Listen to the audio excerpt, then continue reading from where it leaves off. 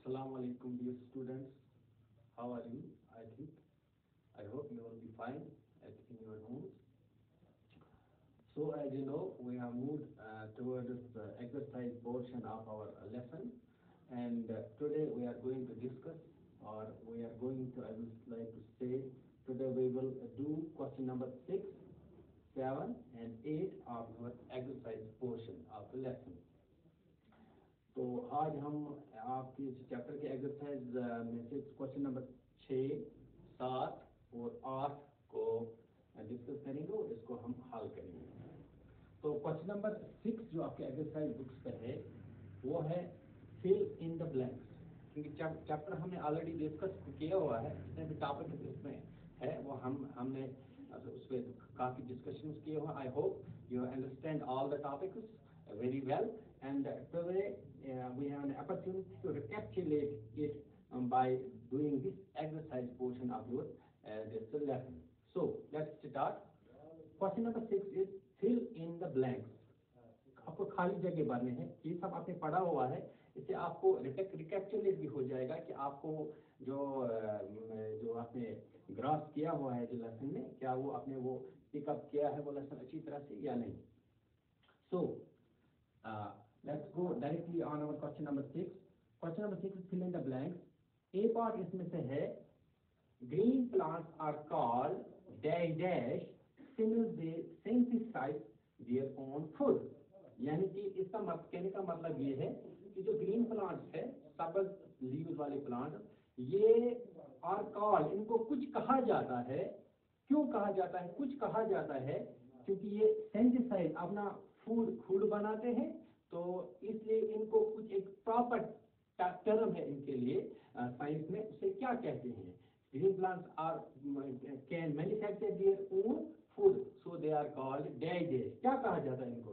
Very good, they are called autotrophs.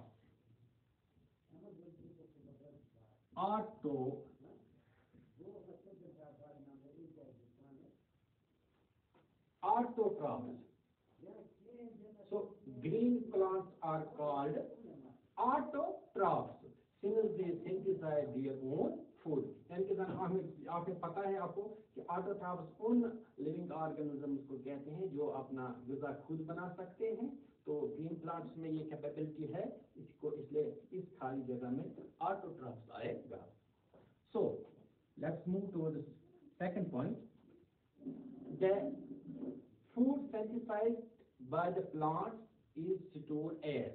अब जो ये कहते हैं कि जो फूड तैयार करता है ये प्लांट्स लीव्स के जरिए से, वो स्टोर किस शक्ल में स्टोर होता है? जैसा कि हमने आपको पहले ही बताया कि वो किस चीज में स्टोर है। बिल्कुल, कार्बोहाइड्रेट या स्टार्च भी कह सकते हैं हम। यहाँ पे कार्बोहाइड्रेट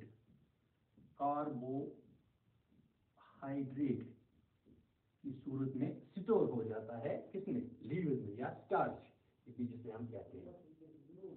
अच्छा, अब सी पार्ट जो है fill in the blanks का, in photosynthesis solar energy is captured by the pigment called डाइडेश।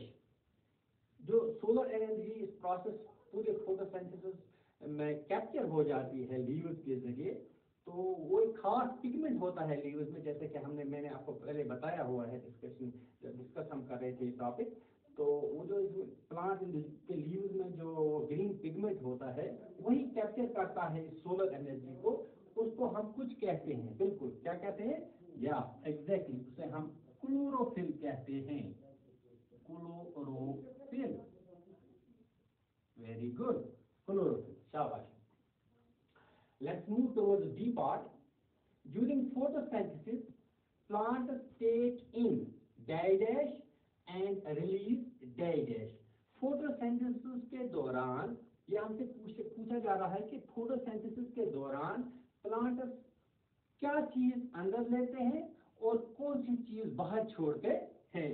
आपको जो आपने पढ़ा हुआ है कि फोटोसिंथेसिस के दौरान प्लांट क्या चीज लेते हैं अंदर? बिल्कुल, कार्बन डाइऑक्साइड। बिल्कुल, यहाँ शॉर्ट फॉर्म में हम लिखेंगे CO2, कार्बन डाइऑक्साइड, और वापस क्या छोड़ते हैं?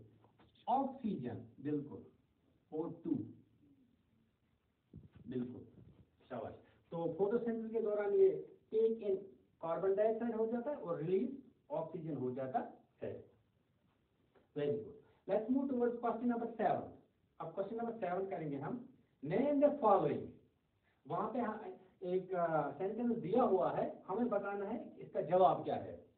Part number first is a parasitic plant which with yellow cylinder and tubular stem। वो parasitic plant मैंने आपको बताया है उस टाइम, यहाँ पे मैंने वो शक्ल भी बनाई थी, उसकी स्केच भी किया था वो प्लांट, और जिसके ऊपर दूसरा वो पैरासिटिक प्लांट चढ़ा हुआ था, जब मैंने आपको बिल्कुल एक्सप्लेन किया ये कैसे वैल्यूएबल न्यूट्रिएंट्स उस प्लांट से डिप्राइव करता है। तो क्या नाम है उस पैरासिटिक प्लांट का, जिसका एक येलो कलर का उसका टेबुलर जैसा वो सिलेंडर टाइप वो होता है, और उसके दूसरे प्लांट के ऊपर वो चढ़ता रहता है, तो उसी से वो अपने वैल्यूएबल न्यूट्रिएंट्स डिप्राइव करता है। शाबाश, क्या नाम है उसका? शाबाश, कस्क्यूटा। यस,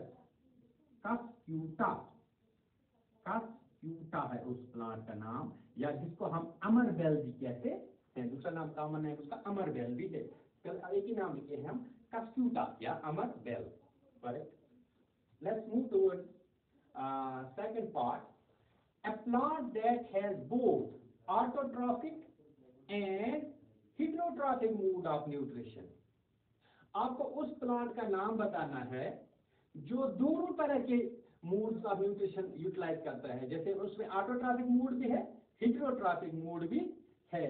यानी कि जैसे हम एनिमल्स में हेटेरोट्रॉफिक मूड है, उसमें भी वो हेटेरोट्रॉफिक मूड ऑफ न्यूट्रिशन है, और ऑटोट्रॉफिक मूड जो प्लांट्स, ग्रीन प्लांट्स में वो भी है। वो दोनों तरह से मूड ऑफ न्यूट्रिशन करता है। क्या नाम है उस प्लांट का? मैंने आपको बताया हुआ है, जो यहाँ पे भी मैंने उस वक्त भी वो स्केच बनाया था, यहाँ पे एक डायग्राम, तो मैंने आपको बिल्कुल दिखाया था। एक तरह से वो ग्रीन लीव्स के जरिए ऑटोट्रॉफिक मूड ऑफ न्यूट्रिशन करता है, और यहाँ पे उसको दूसरा वो पिकेट टाइप एक उसने मॉडिफाई किया हुआ उसको लीव को, तो उसके जरिए वो इंसेक्ट कैप्चर करता है।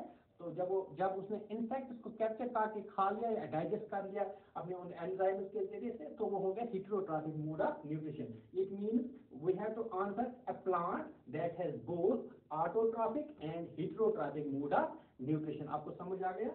बिल्कुल वही है, exactly. That plant is known as picture plant. Picture plant, उस प्लांट को हम पिक्चर प्लांट कहते हैं। इसमें दोनों तरह के मोड ऑफ न्यूट्रिशन होते हैं, ऑटोट्रॉफिक मोड ऑफ न्यूट्रिशन भी और हेटेरोट्रॉफिक मोड ऑफ न्यूट्रिशन भी। यानी कि इसमें फोटोसिंथेसिस भी होता है, और वो चूंकि वो इंसेक्ट्स को कैप्चर करके डाइजेस्ट करके निकल लेता है, तो वो मोड ऑफ न्यूट्रिशन हो गया हेटेरोट्रॉफिक मोड ऑफ न्यूट्रिशन। तो दोनों तरह के न्यूट्रिशन मोड ऑफ न्यूट्रिशन इस प्लांट में होते हैं, इसमें पिक्चर प्लांट में। Right, okay, let's move towards point number 3, that is the pores through which leaves exchange gases। Question है, आपको बताना है, जो मैंने आपको उस वक्त भी वो लीफ बना के दिखाया था यहाँ पे वो डायग्राम में, कि उसमें छोटे छोटे पोर्स होते हैं, जिसके लीव्स पे छोटे छोटे सर्कुलर पोर्स होते हैं, जिसके थ्रू ये गैसेस एक्सचेंज होता है। यानी कि जब कार्बन डाइऑक्साइड गैसेस अंदर जाते हैं तो वापस ऑक्सीजन निकलता है। इसके लिए एक प्रॉपर वहाँ पे एक सिस्टम लगा हुआ है, पोर्स लगे हुए हैं। उन पोर्स को क्या कहते हैं? यस, उनको स्टोमेटा कहते हैं, stomata. Right. Let's move towards question number 8 now. Question number 8 is tick mark question. यानी कि मैं आपको 4 आंसर दिए हुए हैं, इनमें से एक ठीक है, उस करेक्ट आंसर पे आपको टिक मारना है। जो एप्रोप्रिएट और मोस्ट करेक्ट आंसर है उस पे आपको टिक मारना है। आंसर इन चारों में एक है, वही आपको चुनना है। Part number A is amar bel is an example of autotroph, parasite, saprotroph, host. जो अमर बेल यानी कि कस्क्यूटा, इसका नाम दूसरा नाम इसका कस्क्यूटा भी है। अच्छा, इस प्लांट को ये कहते हैं कि ये किसकी मिसाल है? ये ऑटोट्रॉफ है, ये हेटेरोट्रॉफ है, ये पैरासाइट है, सेप्रोट्रॉफ है, या होस्ट है। जैसे कि मैंने आपको बताया कि जो अमर बेल है ये दूसरे प्लांट पे चढ़कर, क्योंकि एक नॉन ग्रीन प्लांट है, खुद तो ये फोटोसिंथेसिस नहीं कर रहा है, लेकिन उस जिस प्लांट पे ये होता है फोटोसिंथेटिक प्लांट पे, उससे डिप्राइव न्यूट्रिशन करता है। तो वो मैंने उस वक्त बताया कि उन चीजों को हम पैरासिटिक मोड ऑफ न्यूट्रिशन कहते है। तो ये एग्जांपल किसकी हो गई फिर? पैरासाइट की। Exactly this one is the correct answer of for this A part. Amarbel is an example of parasite. शाबाश। Then this is B part. B, object to B, the plant which traps and feeds on insect is, उस plant को क्या कहते हैं जो insects को पकड़कर उस पे फीड करता है, वह खा लेता है, उसको फिर डाइजेस्ट करता है, उसको डाइजेस्टिव जूसेस उसमें सेक्रीट होती है एंजाइम, उसके जरिए उसको डाइजेस्ट करके तो वो निकल जाता है, वो खा लेता है उसको। तो उस प्लांट को हम क्या कहते हैं? नंबर चॉइस 4 दिए हुए हैं। Number 1 is Cuscuta, number 2 is China rose, number 3 is pitcher plant, number 5 is rose. इनमें से एक है।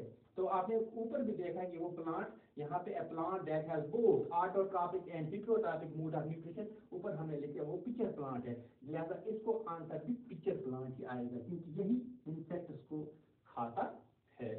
तो I think that's all for today, and you will copy it and try to memorize it and write down it neat and cleanly on your exercise books. Let's meet tomorrow inshallah. Thank you.